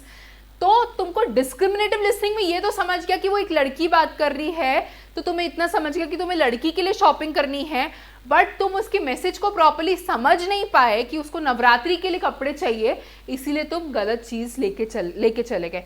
You could not comprehend what she was trying to say, you could not understand what she was trying to say, इसीलिए आप comprehend listening नहीं कर पाए. comprehend listening अगर आप कर पाते, अगर आप समझ पाते वो क्या कह रही है, तो आप जाके उसके लिए घाघरा लेके आते कि okay this is what you can go and wear, और आप एक इंडियन अटायर लेके आते कि okay this is what you can wear to a garba night. Okay, comprehend listening means to understand. Discriminative listening क्या थी कि सिर्फ एक बेसिक मतलब समझ गया आवाज़ों के बल पे कि ये चीज़ ये बात कर रहा है, ये बात कर रही, आवाज़ों में डिफरेंस पकड़ना. कॉम्प्रीहेंड लिसनिंग मीन्स जो बोल रहे हैं वो क्या बोल रहे हैं उसका समझना, उसको मतलब समझना. Okay, now next is very important. Comprehension listening is also known as content listening, informative listening and full listening. ये जब भी बेटा अगर कोई भी कहीं पे भी, मैंने आपको पहले भी बताया था, अगर कहीं पे भी किसी भी टर्म की अगर चीज़ें दी कि this is also known as this is also known as that, वो ऑटोमेटिकली इंपॉर्टेंट हो जाता है. वो ऑटोमेटिकली इंपॉर्टेंट हो जाता है. क्यों? क्योंकि एग्जाम में क्वेश्चन आया कि what is meant by when you fully understand the message, which type of listening is that. अगर ऐसे कुछ इसको फ्रेम करके क्वेश्चन आ गया, तुम्हें पता है उसका आंसर कॉम्प्रीहेंड लिसनिंग है, बट ऑप्शंस में कॉम्प्रीहेंड लिसनिंग आंसर्स में ऑप्शन में कॉम्प्रीहेंड लिसनिंग है ही नहीं, तो तुम बोलोगे इंस्टीट्यूट ने गलत आंसर सेट किया. अरे बट ऑप्शंस में फुल लिसनिंग था, ऑप्शंस में कंटेंट लिसनिंग था, ऑप्शंस में इंफॉर्मेटिव लिसनिंग था, तो ऑप्शंस में राइट आंसर था. जस्ट बिकॉज तुम्हें ये नहीं पता था कि कॉम्प्रीहेंड लिसनिंग को कंटेंट लिसनिंग भी बोलते हैं, फुल लिसनिंग भी बोलते हैं, इन्फॉर्मेटिव लिसनिंग भी बोलते हैं, इसीलिए तुम्हारा वो 1 मार्क चले गया. हेंस दिस इज, या फिर एक बहुत सिंपल सा क्वेश्चन आ सकता है कि comprehend listening is also called as, 4 option दिए उसमें से एक ऑप्शन फुल लिसनिंग है, तो आपको फुल लिसनिंग आंसर मार्क करना है. जब भी ऐसा कुछ दिया रहता है कि this is called as that, this thing is also called as ये, तो वो ऑटोमेटिकली इंपॉर्टेंट हो जाता है. Okay, next is critical listening. Critical listening is listening to understand, to evaluate and judge, forming an opinion about what is being said. Judgment includes assessing strength, weakness and agreement and approval. अब तुमने CA-CET पास कर लिया, तुम ऐसे ही पास कर लोगे यार, I am very sure कि तुम एकदम तोड़ फोड़ दोगे CA-CET में. तो उसके बाद तुमने CS एग्जीक्यूटिव भी पास कर लिया, एकदम रैंक वैंक ला लिया, ट्रेनिंग भी कर ली, ट्रेनिंग भी बढ़िया तरीके से कर ली, प्रोफेशनल भी पास कर लिया, तीनों ग्रुप क्लियर हो गए, तुम बन गए भैया कंपनी सेक्रेटरी, बधाई हो, तुम बन गए बहुत ही talented company secretary. Companies are waiting to hire you कि भैया आए, हमको चाहिए बंदा हमारे साथ काम करे। तो अब हायर करने के लिए वो एक बेसिक इंटरव्यू तो लेंगे, आपका भले रैंक आया हो चाहे आप बॉर्डर लाइन पे पास हो, इंटरव्यू प्रोसेस तो हर किसी को करना है। तो आपका इंटरव्यू हो रहा है, आप बात कर रहे हो, आपको बोलते हैं कि where do you see yourself in 5 years, या आप हमें अपने बारे में कुछ बताइए, या आपको वो कंपनी लॉ रिलेटेड कोई क्वेश्चन पूछते हैं या फाइनेंस रिलेटेड कोई क्वेश्चन पूछते हैं। तो जब जब आप आंसर कर रहे हो, आप कैसे बैठे हो, आप कैसे बैठे हो, आपने क्या पहना है, लेके आप कैसे आंसर कर रहे हो, वो हर चीज़ इंटरव्यूअर आपका एनालाइज कर रहा है। वो आपकी स्ट्रेंथ देख रहा है, वो आपकी वीकनेस देख रहा है कि हाँ अरे इसको कंपनी लॉ का तो नॉलेज है बट इसका कॉन्फिडेंस बराबर नहीं है, या इसका कम्युनिकेशन बराबर नहीं है, अरे इसको फाइनेंस का नॉलेज तो है बट कंपनी लॉ के ये पोर्शन में ये वीक है, अरे ये बराबर सब कुछ बराबर है बट इसको ड्रेसिंग सेंस ही नहीं है, इसको बैठने उठने का ढंग ही नहीं है। तो वो क्रिटिकली असेस कर रहा है, आप जैसे जैसे बोलते जा रहे हो वो क्रिटिकली असेस कर रहा है, उसको बोलते हैं क्रिटिकल लिसनिंग, कि आप क्या बोल रहे हो, आप जो जो बोल रहे हो उसको एनालाइज कर रहा है कि ये स्ट्रेंथ है, ये वीकनेस है, उसको बोलते हैं क्रिटिकल लिसनिंग। यहाँ पे आप लिख दोगे इंटरव्यू, आपको मैंने ऊपर आप देखोगे मैंने लिखा हुआ है, या अगर मैंने कहीं नहीं भी लिखा हुआ है तो आपको ये लिखना है, जो जो मैंने मीनिंग्स लिखे हैं इसके अलावा भी आपको बहुत सारी चीज़ें नोट डाउन करनी है, तभी जाके आपके नोट्स एकदम स्ट्रॉन्ग बनेंगे। ओके, क्रिटिकल लिसनिंग यही था कि आपकी स्ट्रेंथ वीकनेस क्या, आप जैसे जैसे बोल रहे हो वैसे वैसे वो असेस करते जा रहा है। This form of listening requires significant real time cognitive effort. Real time cognitive effort मतलब कि जैसे तुमने बोला कंपनी लॉ का आंसर एकदम तगड़ा दिया, वैसे ही उसको ये समझ गया कि अरे कंपनी लॉ में बहुत अच्छा है। जैसे ही तुम घुसे उसको तुम्हारे कपड़े देखे ये तो समझ गया कि अरे इसको उठने बैठने का ढंग नहीं है। जैसे ही तुमने आंसर किया उसको समझ गया कि कम्युनिकेशन बराबर नहीं है। तो तुम जैसे ही बोल रहे हो वैसे ही उसको समझ गया। That is real time cognitive effort, that is real time cognitive effort कि दोनों चीज़ें एक साथ हो रही है, तुम बोल रहे हो और उसको समझ रहे हो, तुम बोल रहे हो और वो असेस कर रहे हैं। Okay, biased listening. Biased listening happens when the person hears only what they want to hear, typically misinterpreting what the other person says based on the stereotypes and other biases they have. Such biased listening is very evaluative in nature.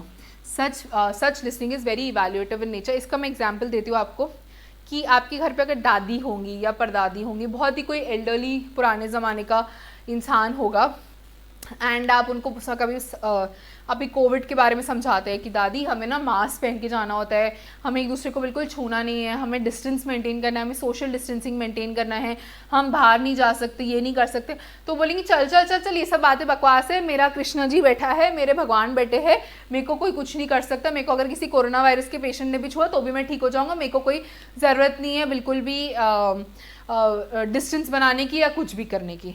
मतलब ये बायस listening है। आप उनको कितना भी समझा लोगे, आप उनको कितना भी समझा लोगे कि दादी दिस इज़ ये ऐसा डिजीज़ है जो छूने छाने से फैलता है, वो नहीं सुनेंगी क्योंकि उनके अकॉर्डिंग ये सब चीज़ें एग्जिस्ट नहीं करती, उनके अकॉर्डिंग सिर्फ उनके भगवान एग्जिस्ट करते हैं एंड कोई भी लॉजिक उसको डिफाइन नहीं कर सकता। तो वो सुनना ही नहीं चाह रही है तुम क्या बोल रहे हो, तुम कितने भी उनको साइंटिफिक फैक्ट्स उनके सामने दे दोगे वो नहीं समझेगी।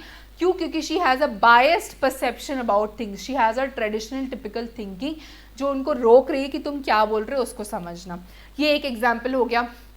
Please again I am saying कि please write down all the examples. I am not writing down all the examples, कुछ कुछ मैंने लिखे हुए हैं रेड से, बट मेजर एग्जाम्पल्स आपको खुद नोट डाउन करने हैं। नेक्स्ट एग्जाम्पल हो सकता है कि तुम अभी मेरा लेक्चर सुन रहे हो, उसके बाद तुमने मुझे डाउट भेजा कोई कि मैडम मुझे ना वो एक्चुअली डिस्क्रिमिनेटिव लिसनिंग समझी नहीं।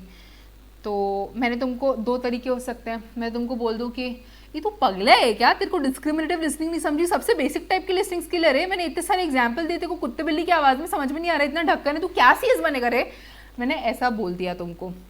तो उसके बाद अगला लेक्चर है, तुमको आगे गुस्सा, अरे मैडम ने मेरे ईगो को तो ठेस पहुंचा दी, मैडम ने ऐसा कैसा बोल दिया, मैं तो इतना इंटेलिजेंट बच्चा है। तुमने अपने दोस्त को बोल दिया कि वो मैडम ना बहुत सड़ू है, बहुत अकड़ू है, बहुत ही अगाऊ टाइप की मैडम है। तो वो दोस्त जब मेरा लेक्चर सुनता है तो उसके दिमाग में ये परसेप्शन है कि मैडम ना बहुत ही सड़ू है, अगाऊ है, बहुत ही अकड़ू टाइप की मैडम है। तो वो उस परसेप्शन से मेरा लेक्चर सुनेगा और फिर उसके दिमाग में कहीं ना कहीं वो चीज़ रहेगी कि ये मैडम बहुत अगो टाइप की। भले मैंने उसको कुछ नहीं बोला, क्यों? क्योंकि वो बायस्ड था, तुम्हारे कहने पे वो बायस्ड हो गया कि ये मैडम अकड़ू है, सड़ू है, तो उसके दिमाग में भी वो परसेप्शन रहेगा कि ये मैडम अकड़ू है, सड़ू है। उसको मैं कितना भी बोल दूँ कि तू राजा बेटा है, तू बेस्ट स्टूडेंट है, कुछ भी है, बट वो बायस्ड था उस चीज़ को लेके। क्यों? क्योंकि वो पहले से सुन के आया था कि ये मैडम अकड़ू है, इसीलिए वो बराबर से लिसन नहीं कर पाया लेक्चर्स को। Okay, this was bias listening based on stereotypes and other biases. Stereotypes का मैंने आपको एग्जाम्पल दे दिया दादी वाला, एंड बायसेस का आपको मैंने अपना एग्जाम्पल दे दिया टीचर वाला। Okay, evaluative listening. In evaluative listening or critical listening, we make judgments about what the other person is saying. We seek to assess the truth of what is being said. We also judge that they say against our values, assessing them as good or bad, worthy or unworthy. इसका एकदम perfect example है कि आपने ना कभी life में demo lectures लिए होंगे। डेमो लेक्चर्स क्या होते हैं कि आप भैया हमारी क्लास लगाने से पहले आ जाइए, 2-3 लेक्चर्स आप फ्री में अटेंड कर लीजिए। अगर आपको मैडम या सर का पढ़ाने का तरीका जमता है तो ही आप फीस भरिएगा और पूरी क्लास अटेंड करिएगा। तो वो डेमो लेक्चर में जब आप फर्स्ट टाइम बैठते हो, या अगर मेरा भी फर्स्ट लेक्चर आपने सुना होगा या आपने यूट्यूब पे कभी वो लेक्चर देखा होगा, तो आप मुझे असेस कर रहे होंगे, आप मेरे ऊपर जजमेंट पास कर रहे होंगे कि हाँ ये मैडम बराबर बोल रही है क्या, ये सही तरीके से पढ़ा पा रही है क्या, एकदम बोर तरीके से तो नहीं पढ़ा रही, थोड़े से मज़े तो आने चाहिए ना लाइफ में, नहीं तो 1 घंटा मैं सड़ते रहूँगा, ऐसे तो पॉसिबल नहीं है। या फिर ये बोल वगैरह सब सही है, नॉलेज वगैरह सब सही है, बट यार ये इनकी आवाज़ बड़ी चुभ रही है मुझे। तो तुम मेरे ऊपर जजमेंट्स पास कर रहे हो, तुम समझ रहे हो कि मैं वर्दी हूँ कि नहीं वर्दी हूँ कि तुम मेरे पास क्लास लगाओ, तुम मेरे लिए फ़ीस भरो और तुम मेरी क्लास लगाओ। तो वो जजमेंट लिसनिंग होती है, उसको बोलते हैं इवैल्यूएटिव लिसनिंग, कि आप इवैल्यूएट कर रहे हो मुझे कि मैं आपके पैसों के लायक हूँ क्या कि आप मेरी क्लास लगाओ, कि वो डेमो लेक्चर जो आप सुन रहे हैं वो बराबर है क्या आपके लिए, वो आप इवैल्यूएट करते हो और फिर डिसाइड करते हो कि आपको क्लास लगानी है कि नहीं लगानी है। This is called as evaluative listening. Evaluative listening is also called as critical, judgmental और interpretive listening. Again very important, जैसे कि मैंने बोला जहाँ दिया वो है कि इसको ये भी बोलते उसको वो भी बोलते, it automatically becomes very important. Evaluative listening is also called as judgmental listening, critical listening और interpretive listening. ऊपर जो critical listening हमने पढ़ी थी वही चीज़ ये है, it's one and the same thing, इसीलिए यहाँ पे लिखा है कि judgmental listening, critical listening और interpretive listening. Okay, appreciative listening, appreciate करना मतलब अच्छा बोलना किसी चीज़ को, जो मज़ा आता है, अच्छा लग रहा है सुन के। जैसे कि अगर आप कोई सॉन्ग सुनते हो तो आपको अच्छा लगता है सुन के, आप कोई मूवी देखते हो आप अप्रिशिएट करते हो कि ये मूवी बहुत अच्छी है, उसको बोलते हैं अप्रिशिएटिव लिसनिंग। आई होप मेरी क्लास भी आपके लिए अप्रिशिएटिव लिसनिंग होगी। तो in appreciative listening we seek certain information which we appreciate, for example that which helps meet our needs and goals. We appreciate listening. We use appreciative listening when we are listening to good music, poetry or maybe even stirring words of a great leader. जब आप अच्छा गाना सुनते हो आप उसको appreciate करते हो, that is appreciative listening. ये दूरियाँ आप appreciative listening कर रहे हो. Sympathetic listening, देखो यहाँ पे 2 टर्म्स दिए, sympathetic listening और empathetic listening. मैं आपको दोनों का डिफरेंस समझाती हूँ एक एग्जाम्पल के थ्रू। कि आपका एक बहुत अच्छा फ्रेंड है, बहुत क्लोज फ्रेंड है, उसके किसी एक पेरेंट की अनफॉर्चुनेटली, हाइपोथेटिकल एग्जाम है, प्लीज़ भाई दिल पे मत ले लेना, सिर्फ समझाने के लिए एग्जाम्पल है, उसके एक फ्रेंड की हाइपोथेटिकली मतलब सिर्फ बोलने के लिए है, मैं ऐसा चाहती नहीं हूँ, that is what is meant by hypothetically. तो उसके एक पेरेंट की डेथ हो जाती है सडन। अब तुम बहुत सैड होते हो यार, क्योंकि तुम obviously it's a great loss and तुम्हारा फ्रेंड बहुत सैड है, तुम बहुत सैड हो उसके लिए, तुम बहुत कंसर्न्ड हो उसके लिए, तुम उसके पास जाते हो, तुम बैठते हो, वो रोता है, वो तुमको बोलता है कि यार बहुत दिक्कत होगी, अभी घर कैसे होगा, ये कैसे होगा, वो कैसे होगा, इज़ वेरी सैड। ओके, तो you are sympathising with what that other person is saying, कि तुम्हें बहुत दुख होता है उसके लिए कि यार उसका एक फ्रेंड उसका एक पेरेंट एक्सपायर हो गया, बहुत बड़ी लॉस हो गई, एंड वही तुम्हारा एक फ्रेंड है, उसका और एक फ्रेंड है, उसके भी किसी पेरेंट की इन रीसेंट टाइम्स डेथ हो चुकी रहती है। तो he has also gone through that phase, उसको पता होता है कि मतलब कैसा फील होता है जब ऐसा कुछ हमारे साथ होता है। तो जब तुम दोनों गए उसके पास, तुम दोनों गए उसको अपना सपोर्ट देने के लिए, अपना कंसर्न देने के लिए। अब तुम्हारे साथ ऐसा केस नहीं हुआ है और तुम्हारे फ्रेंड के साथ हुआ है, ठीक है, तुम्हारे फ्रेंड के साथ हुआ है, तुम दोनों गए उस इंसान के पास जिसके पेरेंट की आज जिसने आज एक लॉस सफ़र किया हुआ है। तो बेटा जो तुम कर रहे हो वो सिंपैथेटिक लिसनिंग है, और जो तुम्हारा दोस्त जो तुम्हारे साथ गया जिसने पहले कभी ये लॉस एक्सपीरियंस किया था वो एम्पैथेटिक लिसनिंग है। क्या डिफरेंस है मैडम? मैडम डिफरेंस ये है सिंपैथेटिक और एम्पैथेटिक लिसनिंग, दोनों को बुरा लग रहा है, तुम्हें भी बुरा लग रहा है उस दोस्त के लिए, और तुम्हारे दोस्त को जिसने ये लॉस एक्सपीरियंस किया है उसको भी बुरा लग रहा है कि शिट यार इसके साथ बहुत गलत हुआ, बुरा तुम दोनों को लग रहा है, ये चीज़ कॉमन है। बट एम्पैथेटिक क्या होता है कि you have been through that situation, so you know what it feels to be in that person shoes. तुम्हारे दोस्त जो तुम्हारे साथ चला है उसको पता है कि कैसा लगता है जब ऐसा कुछ होता है, तो वो उस इंसान के साथ बेटर रिलेट कर पाता है।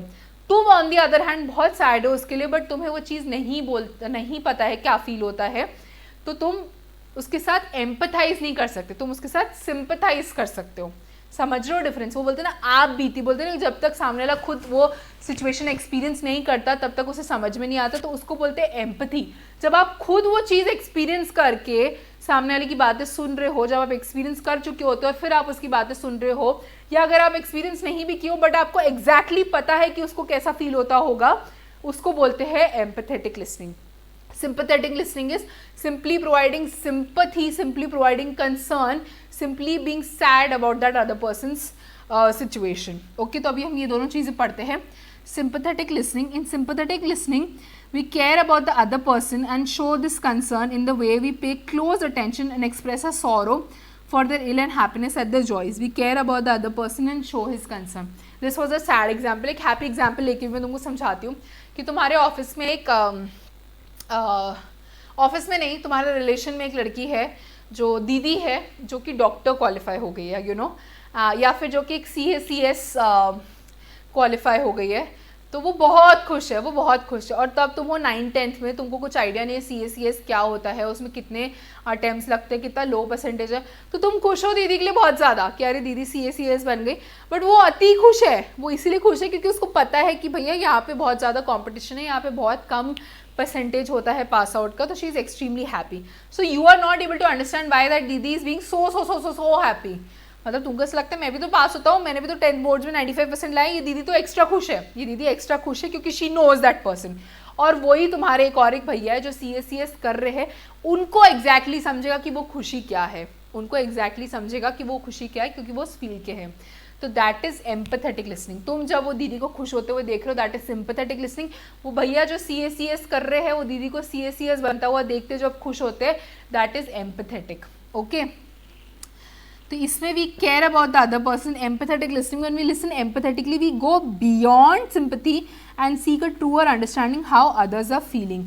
तुमको मैंने बोला ना, या तो तुमने वो चीज़ एक्सपीरियंस की है, या तो तुम्हें एग्जैक्टली पता है कि सामने वाला कैसा फील कर रहा है, उसको बोलते हैं empathetic listening. Okay, this was sympathetic listening and empathetic listening. Next is therapeutic listening. In therapeutic listening, the listener has a purpose of not only empathizing with the speaker but also uses deep connection in order to help the speaker understand, change or develop in some way. Understand, change or develop in some way. अब तुम्हारी articleship start हो गई है, या तुम एक PG में रहते हो और तुम्हारा एक रूमी है, वो जॉब कर रहा होता है एंड वो आता है कि यार बहुत सड़ा हुआ दिन था मेरा ऑफिस में, मेरे को बहुत मेरा बिल्कुल काम पे ध्यान नहीं लग रहा था, मैंने सब काम गलत कर दिया, मेरे को बॉस से भी डांट पड़ी, फिर मैंने खाना खाने का भी टाइम नहीं मिला मुझे बराबर से, सब बर्बाद था। वो एक बोलते ना रैंट करना, भड़ास निकालना, जैसा कि वो प्यार का पंचनाम में वो बोलता है, प्यार वगैरह, गर्लफ्रेंड वगैरह, लड़की वगैरह जो भी वो तुम्हारा 2 मिनट का रैंट देता है, वैसे तुम्हारा रूमी भी बोलने लग गया कि मेरा बॉस ऐसा है, मेरा बॉस वैसा है, मुझे बहुत नींद आ रही थी, मुझे ये हो रहा था, मुझे वो हो रहा था, मेरे से काम बराबर से नहीं हुआ, सब टाइप का तुमने उसकी बात सुन ली। अब तुम उसको बोलते हो कि अरे भैया आप बैठो 2 मिनट सुनो तो सही मेरी बात। आप उसको समझाते हो अच्छे से, पहले बात आप उसकी बात सुनते हो, आप उसको अपनी भड़ास निकालने देते हो, फिर आप उसको बोलते हो अरे भैया आप कल रात को देर तक भाभी से बात कर रहे थे, इसीलिए आपकी नींद बराबर नहीं हुई, आपकी नींद बराबर नहीं हुई इसीलिए आपका काम पे ध्यान नहीं लगा, काम पे ध्यान नहीं लगा इसलिए काम गलत हुआ, इसीलिए आपको बॉस से डांट पड़ी। तो कल से आप भाभी से बात करो, आप भाभी से बात करो, बट आप जल्दी बात करना स्टार्ट करो और जल्दी फ़ोन रख दो ताकि आप टाइम पर सो पाओ और आपकी नींद बराबर से हो, है ना। तो this is therapeutic listening, this is therapeutic listening, जहाँ तुमने उसकी भड़ास बराबर से सुन ली, तुमने उसकी भड़ास बराबर से सुन ली कि वो क्या कहना चाह रहे हैं, एंड उसके बाद तुमने उनको इनपुट्स दिए टू अंडरस्टैंड, चेंज और develop in some way. You understood his situation कि हाँ इनके साथ ऑफिस में गड़बड़ हुई, चेंज और डेवलप तुमने उनको एडवाइस दी कि भैया प्लीज़ आप जल्दी सोगे तो सब बराबर से टाइम पे आ जाएगा, अगर आपकी नींद बराबर से होगी तो. Okay, it helps the speaker cure themselves. तुमने उनको भड़ास निकालने दी, तुमने उनको आइडिया दिया तो वो क्योर हुए, वो बेटर हुए इस चीज़ को लेके. डायलॉगिक लिसनिंग, डायलॉगिक लिसनिंग क्या होता है कि आप देखते होंगे यूट्यूब पे ऐसा कोई भी कोचिंग अकेडमी रहता है, अगर उनसे AIR-1 या कोई ऐसा बहुत AIR टाइप का आ गया तो वो उसके साथ इंटरव्यू लेते हैं, वो उसके साथ इंटरव्यू लेते हैं, एंड वो CS प्रोफेशनल में सपोज हुआ तो भी तुम देख रहे हो यूट्यूब पे उनका इंटरव्यू, क्यों? क्योंकि वो CS प्रोफेशनल है और तुम CS का ही एग्जाम कर रहे हो. क्या ज़रूरत है CS का देखने की, प्रोफेशनल की? तुमको तो भी बहुत टाइम है ना CS प्रोफेशनल पहुंचने में. Even if you clear in the first attempt तो भी CS प्रोफेशनल पहुंचने में बहुत ज़्यादा टाइम है. तो तुम इसीलिए सुनते हो कि अरे हमको कुछ ना कुछ इनसे इनपुट्स मिलेंगे कि ये भैया कैसे पढ़ते थे, इन्होंने क्या अप्रोच अडॉप्ट की थी, ताकि मैं भी वो अप्रोच अडॉप्ट कर पाऊँ. तुम एकदम ध्यान से सुनते हो. डायलॉगिक लिसनिंग, वो तुमसे बात नहीं कर रहे हैं, वो दो लोग आपस में बात कर रहे हैं, वो दो लोगों की आपस में बात को सुनते हुए तुम उनसे कुछ सीख रहे हो. That is dialogic listening. The word dialogue stems from the Greek word dia, meaning through, and logo means word, means listening through words, listening through the words that is being spoken between two people. Thus dialogic means learning through conversation, learning through conversation. उस interview से तुम learn कर रहे हो, and an engaged interchange of ideas, information in which we actively seek to learn more about the person, how they think. Dialogic listening is also called as relational listening. Dialogic listening is also called as relational listening. Again, very important.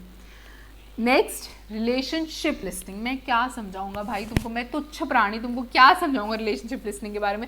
relationship listening वही है जो भैया भाभी से रात रात भर बात करे, तुम उनसे बात करे हो रात रात भर, वो तुमसे बात कर रही है रात रात भर.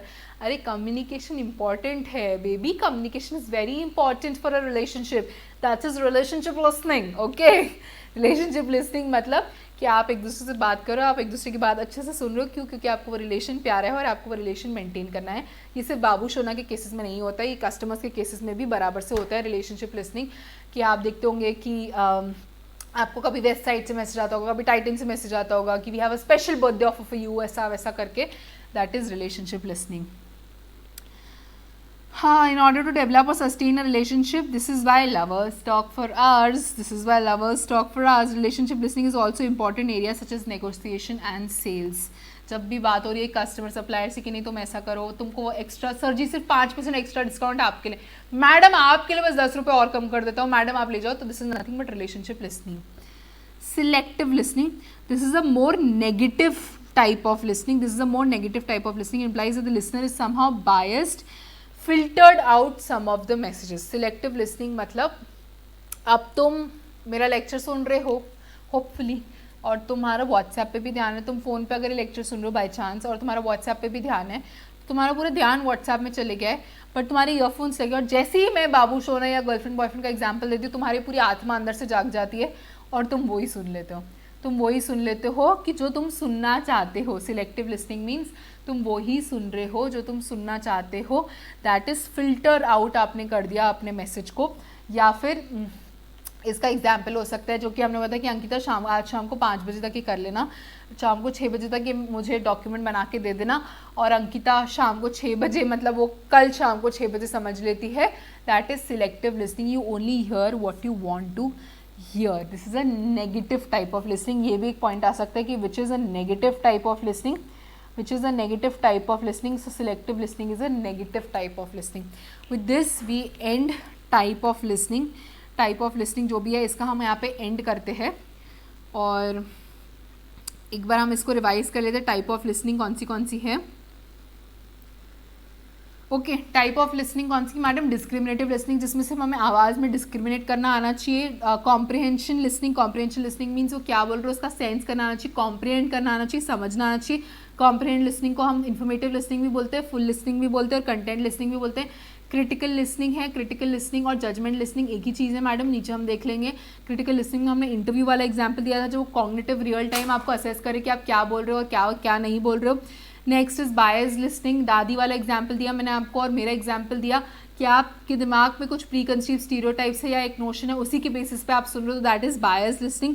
Evaluative listening is judgement listening, critical listening और इंटरप्रेटिव लिसनिंग, वही इंटरव्यू वाला एग्जाम्पल. नेक्स्ट अप्रिशिएटिव लिसनिंग, कोई अच्छा गाना सुनते तो उसको अप्रिशिएटिव लिसनिंग बोलते हैं. सिंपैथेटिक लिसनिंग मतलब आपको दुख हो रहा है बट आपको नहीं पता वो कैसा फील करे. एम्पैथेटिक लिसनिंग मतलब आपको दुख भी हो रहा है और आपको समझ भी रहा है कि सामने वाला क्या फील कर रहा है. थेरेपेटिक लिसनिंग, भैया वाला एग्जाम्पल कि वो रोग आ रहे हैं, आप उनको क्योर कर रहे हो, आप उनको अपने इनपुट्स दे रहे हो और चेंज इनकर कर रहे हो. डायलॉगिक लिसनिंग मतलब वो इंटरव्यू से आपने कुछ सीखा, थ्रू वर्ड्स जब आप सीखते हो, थ्रू अ कॉन्वर्जेशन जब आपको चीज़ें सुनते हो और सीखते हो, that is called as dialogic listening. Relationship listening, बाबू शोना, this also happens in sales, customers, negotiations और ऑल. एंड सिलेक्टिव लिसनिंग मतलब फिल्टर्ड आउट लिसनिंग, आप वही सुनना चाहते हो जो कि आप वही सुनते हो जो कि आप सुनना चाहते हो. Okay, again we'll quickly revise. Discriminative listening, types of listening, discriminative listening, comprehension listening, critical listening, biased listening, evaluative listening, selective listening, appreciative listening, sympathetic listening and empathetic listening, therapeutic listening, dialogic listening and relationship listening. Okay. यहाँ पे हम इसको and करते नहीं, lecture and नहीं कर रहे हैं, हम ये चैप्टर को यहाँ पे रोकते हैं, फिर हम अभी बिजनेस टर्मिनोलॉजीज के पार्ट पे जाएंगे. हार्डली टेक 10 मिनट्स और सो. ओके, इसको हम अभी फट से रिवाइज कर लेते हैं. अभी तक जो भी हमने पढ़ा है इसको फट से रिवाइज कर लेते एक बार. Then we'll move to business terminologies वाला second. Just give me a second. Okay, then we'll quickly move to business terminologies. Okay, so madam listening skills का चैप्टर हमने चालू किया. लिसनिंग और हियरिंग सेम चीज़ें कि नहीं? लिसनिंग और हियरिंग सेम चीज़ें नहीं है. लिसनिंग इज एक्टिवली सुनना, फुल्ली प्रेजेंट होकर सुनना. फुल्ली प्रेजेंट मतलब physically, emotionally, mentally, psychologically present होकर सुनना. And hearing is nothing but a passive process. क्या हमारे पास कान है इसलिए हमको आवाज़ आ रही है.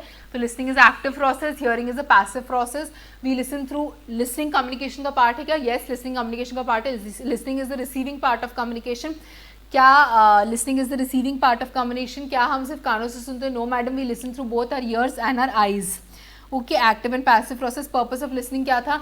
To focus on the message being communicated, to accurately understand what is being communicated, to critically assess what is being said, to observe the non-verbal signals, to show interest in what is being said, to encourage the speaker to speak fully, to develop a selflessness approach and to arrive at a shared and agreed understanding. This was the purpose of listening. Again, listening and hearing में listening is the active process, hearing is the passive process.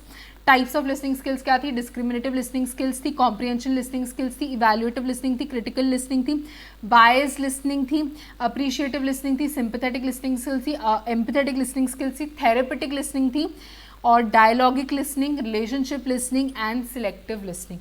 डायलॉगिक listening and dialogic listening, relationship listening and selective listening. यहाँ तक कि हमने listening skills का chapter पढ़ा. अभी हम जाएंगे इस पोर्शन पे बिजनेस टर्मिनोलॉजीज की. ओके, सो हमने अभी वो वाला पोर्शन ख़त्म कर लिया है लिसनिंग स्किल्स का. अभी जैसे कि हमने डिसाइड किया था कि लास्ट के 10-15 मिनट्स हम रोज़ डिवोट करेंगे बिजनेस टर्मिनोलॉजीज़ को, क्योंकि अगर हम डायरेक्टली बिजनेस टर्मिनोलॉजीज़ पढ़ने लग जाएंगे तो तुम भी सो जाओगे और मैं भी सो जाऊंगी. Hence will move to business terminologies now. And business terminologies में हमने लास्ट क्लास में चेक तक रिवाइज़ किया था, यहाँ तक पढ़ा था हमने. अब हम यहाँ पे आएंगे नेक्स्ट पोर्शन पे, that is we'll start from collateral. Collateral क्या होता है? कोलैटरल मतलब a security generally in the form of fixed assets and offered in addition to those already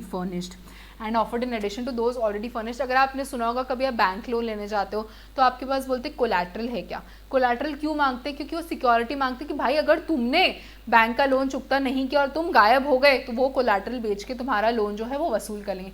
तो collateral is a security that you provide normally in the form of fixed assets. Okay, next commission, a payment in percentage terms made to an agent or broker for the goods sold, or the charge based on the percentage of funds invested which you give to a financial advisor. आपको अगर आप देखते होंगे कि जैसे travel agent है वो आपको बोलते हैं कि हम आपकी फ़्लाइट की टिकट्स करा दें, स्पेशली इन पीक सीजन ऐसा होता है, बट इसकी इतना कमीशन लगेगा. या फिर अगर किसी को आप गुड्स बेचते हो एक इंटरमीडियरी के थ्रू, वो लोग करते हैं कमीशन एजेंट्स जिनको बोलते हैं, कि आप अपना माल उनको देते हो, फिर आगे वो रिटेलर्स को बेचते हो और आपको अपना माल बेचने के लिए एक certain percentage of commission charge करते हैं। या इन्वेस्टमेंट एडवाइजर है, फाइनेंशियल एडवाइजर्स है, वो भी आपको एक परसेंटेज ऑफ कमीशन चार्ज करते हैं। कमीशन मतलब वो अपना शेयर लेते हैं उसमें से, जब वो आपकी सर्विस या आपकी गुड्स बेचते हैं आगे, तो उसको बोलते हैं commission. Next is common law. Laws that develop through case decisions by judges, not enacted by legislative bodies. अब बहुत सारे laws है दुनिया में, there's company law, there's a lot of commercial laws and everything. But कभी कभी law में ना एम्बिग्विटी होती है। एम्बिग्विटी मतलब वो क्लियर नहीं होता उस चीज़ को लेके कि वो कहना क्या चाह रहे हैं उस चीज़ पे।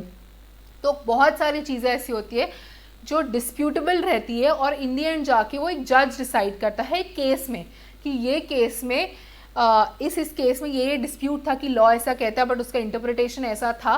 तो जज एक जो डिसीजन पास करता है एक पर्टिकुलर केस में, उसको बोल देते हैं कॉमन लॉ। कॉमन लॉ मतलब जिसको हम केस लॉज भी बोलते हैं, कि ये केस लॉ के अकॉर्डिंग अब आगे भी यही चीज़ फॉलो होगी। एक केस ऐसा था जहाँ पे ए और बी में ये डिस्प्यूट था और लॉ प्रॉपर्ली इन्फ्यूज़ नहीं हो पा रहा था, तो इस केस में जज ने ऐसा डिसीजन लिया था और इन फ्यूचर अगर कभी ऐसा केस फिर से आएगा तो जज को वैसा ही डिसीजन लेना है। That is called as common law. Complaint, a legal document that tells the court what you want and is served with a summons on the defendant to begin the case. Complain, अब complain में आपको क्या समझाऊं कि अगर आपको कोई grievance है तो आप कंप्लेन फाइल करते हो, कि एक लीगल डॉक्यूमेंट आप सर्व करते हो सामने वाले के ऊपर कि हाँ तूने मेरे को धोखा दिया, तो this is a legal document, this is a complain that I am putting it on the defendant and उसको वो केस में केस के लिए फाइल हो जाता है।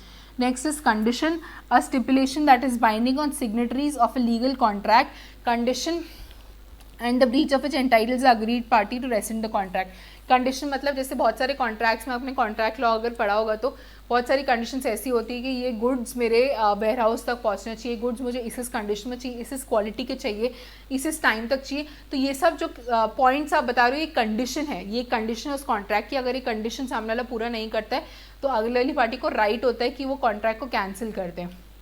Okay, consignment, transferring the title of goods the details of which are given in the proforma invoice to an agent for sale. जैसे कि कमीशन वाला बताया कि आप कमीशन एजेंट था कि वो आपके गुड्स बेच रहे हैं, तो जब आप अपने गुड्स को उसको ट्रांसफ़र करते हो ताकि वो एजेंट आगे बेच पाए तो उसको बोलते हैं consignment. Means you are consigning your goods to the agent in the name of agent. Consortium, an association of companies formed for the purpose of undertaking a particular activity. There may no other connection. There may be no other connection between the companies outside the scope of activities. It is usually to share the limited resources and risk associated with activity undertaken. अब बहुत सारी companies ऐसी होती है जो कोई particular purpose के लिए कंसोर्टियम फॉर्म कर लेती है। कंसोर्टियम मतलब एक तरीके से हम कह सकते हैं कि एसोसिएशन फॉर्म कर लेती है कि हाँ भैया अगर ट्रेड में कोई प्रॉब्लम हुई तो हम उसको ऐसा फॉलो कर लेंगे, या एक कंसोर्टियम फॉलो कर लेती है इंश्योरेंस का कि अगर आग लगी तो हम इतना इतना प्रीमियम देके शेयर करेंगे। ये सब कंसोर्टियम से when they come together for a specified purpose that is called as a consortium. Contempt of court, a finding that someone disobeyed a court order. Just give me a second. Okay, so contempt of court, a finding that someone disobeyed a court order can also mean disrupting court, for example by being loud or disrespectful in court. Contempt of court मतलब आप serials में देखते होंगे ना कि कोई इंसान है वो बहुत ज़ोर से चिल्ला के बात कर रहा है कि नहीं मेरा पति बेगुनाह है, मेरा ये वो है, और जज बोलता है कि you are this is a contempt of court, you are not allowed to do, अगर आप अगली बार ऐसा करेंगे तो हम जेल में डाल देंगे आपको, ऐसा करके जज सीरियल में दिखाते हैं कि ऐसा कुछ होता है। That is contempt of court की मतलब कोर्ट के जो रेगुलेशन है आप उसको फॉलो नहीं कर रहे हो। नॉर्मली अगर आपका फ़ोन भी साइलेंट पर वो बचता है तो भी that is called as a contempt of court. You are in the as per court laws you are suppose to keep the phone on silent. Contract, आपका पूरा कॉन्ट्रैक्ट एक्ट है इस केस में, लीगल एप्टीट्यूड के case में। तो फिर मैं आपको बताती हूँ agreement between parties in order to create a legal obligation. एक अग्रीमेंट पे जब लीगल ऑब्लिगेशन अटैच हो जाता है तो उसको कॉन्ट्रैक्ट बोलते हैं। Conviction to be found guilty of committing a crime, normally अगर आपको अरेस्ट किए जा रहे हैं या आपको कस्टडी में लेते हैं, फिर पूरी हियरिंग होती है और उसके बाद प्रूफ्स वगैरह देने के बाद अगर आप गिल्टी फाउंड होते हैं तो वो बोलते हैं कि you are convicted to be guilty in as per in the eyes of law, मतलब ये प्रूफ हो जाता है कि आप गिल्टी हो, that is called as convicted to be guilty, that is called as conviction. Cost, expenses in prosecuting और defending a case in court usually does not include attorney fees. अगर आप कोई केस कर रहे हो कोर्ट में तो उसमें कुछ फीस लगती है फाइल करने की, वो फीस आपने भरी, जो लीगल डॉक्यूमेंट्स आप बना रहे हो उसकी फीस है, दुनिया भर की फीस है, that is called as cost when you are proceeding for a case. Covenant document issued by insurance company to provide cover to the insured till a formal policy document is issued. covenant starting में लगा रहता है insurance policy के ऊपर. ये सब जो terms है ना, ये बहुत ही इन डेप्थ टर्म्स है, but they don't expect you as of now कि आपको इन सब का इन डेप्थ नॉलेज, आपको सिर्फ मोटा मोटा नॉलेज होगा ना कि इसका मतलब ये होता है ऊपर ऊपर से. That is what they mean. Okay. Credit literally trust और belief in commerce. It means giving goods payment of which is to be made on a subsequent date. Credit sale जिसको हम बोलते हैं ना, दो टाइप की सेल होती है, या तो कैश सेल या तो क्रेडिट सेल. कैश सेल मतलब आपने अभी गुड्स ले लो भैया, कैश दे दो और हो गई कैश सेल. क्रेडिट सेल मतलब अभी गुड्स लेके जाओ, अगले हफ्ते पैसे देना, उधारी पे पैसे दे देना, उसको बोलते हैं क्रेडिट. उधारी दे देना, उसको बोलते हैं credit. Credit note, a document send by the seller to a buyer to rectify an error of overcharge in invoice और to allow credit of goods return. अगर जैसे होता है ना कि सेल्स रिटर्न जिसको बोलते हैं, जब भी सेल्स रिटर्न होता है तो जो इंसान ने सेल किया उसको बोलते हैं वो क्रेडिट नोट इशू करता है. जैसे आप दुकानदार बोलते हैं कि बहन जी आप ले जाइए, आपको नहीं पसंद है वापस ला दीजिएगा, बट अभी पैसे दे के जाइए, तो बाद में आपको क्रेडिट नोट इशू कर देता है कि आप ये रख लीजिए, अगली बार आप लेंगे तो इससे मैं माइनस कर दूंगा. That is credit note. Okay. CRISIL is credit rating and information services of India limited. ये एजेंसी होता है आपका क्रेडिट स्कोर चेक करने के लिए, एक एजेंसी डेवलप की गई है, that is known as CRISIL. ये agency is fully responsible to credit score से आपको पता चलता है कि आपको लोन देना चाहिए क्या, आप रीपे करते हो क्या बराबर, आपका लोन स्टेटमेंट बराबर है क्या, आपका रेगुलराइज है क्या अकाउंट. ये सब चीज़ें क्राइसिल के डिपार्टमेंट में आती हैं. Crisis, reckless heavy short sales leading to unduly to depressed prices. In such a situation the governing board of stock exchange will prohibit short sales, fix minimum prices below which. ये जब trading करते हैं और किसी चीज़ का price अगर बहुत ज़्यादा एकदम से शॉर्ट हो जाता है किसी एडवर्सिटी के कारण, तो उसको क्राइसिस बोलते हैं. This is in case of stocks also, this happens in stock exchange also, and normally भी अगर कोई चीज़ का प्राइस एकदम से गिर जाता है तो उसको हम क्राइसिस बोलते हैं. Cross examination, questioning by a party or attorney of an adverse party or a witness. Okay. तो क्रॉस एग्जामिनेशन अगेन वो जो सीरियल्स में ये सब जो लॉ के टर्म्स हैं ना, ये आपको अपने आसपास जो टिपिकल डेली सोप्स है उससे रिलेट करके देखना है कि क्रॉस एग्जामिन करते हैं. आपने बोला कि आपने खून नहीं किया, बट और विटनेस को लगा के क्रॉस एग्जामिन करते हैं, तुम इस टाइम पे कहाँ थे, तुम उस टाइम पे कहाँ थे, फिर वो देखते हैं कि ये दोनों चीज़ें जो बोल रही हो मैच हो रही है क्या. That is called as cross examination. CRR is cash reserve ratio notified by the Reserve Bank of India from time to time. It indicates the reserve of commercial banks set apart as a measure of security. CRR cash reserve ratio मतलब as per RBI हर bank को एक certain level of cash reserve at all times maintain करना है. वो एक percentage बता देते हैं, वो कैश रिजर्व आपको हमेशा मेंटेन करके चलना है, उसको बोलते हैं CRR. Current assets, short term assets जो होते हैं उसको हम बोलते हैं करंट एसेट्स. जैसे आपके डेटर्स हो गए, बिल्स रिसीवेबल्स हो गए, ये सब स्टॉक हो गया, इसको हम बोलते हैं करंट एसेट्स, जो कि शॉर्ट पीरियड के लिए होते हैं, जो शॉर्ट पीरियड में इनकैश हो सकते हैं. Current debt refers to short term debt and short term liabilities. आपकी जो क्रेडिटर्स हो गए, बिल्स पेबल हो गए, ये सब करंट लाइबिलिटीज़ हो गई, ये सब करंट डेट होता है जो कि आपको within a short period of time, normally it is suppose to be 1 year, उसमें आपको रीपे करना होता है. Okay. So I think we'll end with the C series here. यहाँ पे हम एंड करते हैं इसको. ये हमने आज बहुत कम पढ़े क्योंकि हमारा लिसनिंग स्किल्स में काफ़ी टाइम चला गया था. अब इसके बाद आपको मैंने जैसे कि बताया कि ये चीज़ें आपको बिजनेस टर्मिनोलॉजीज़ ऐसे सिर्फ मेरे बोलने से सुनने से नहीं होगी.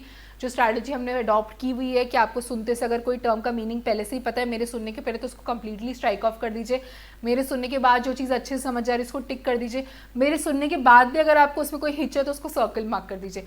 इससे आपका सॉर्टिंग हो जाएगा और ये चैप्टर कंपेरेटिवली आपके लिए ईजी हो जाएगा, क्योंकि काफ़ी वास्ट चैप्टर है, बहुत सारी चीज़ें हैं इसमें.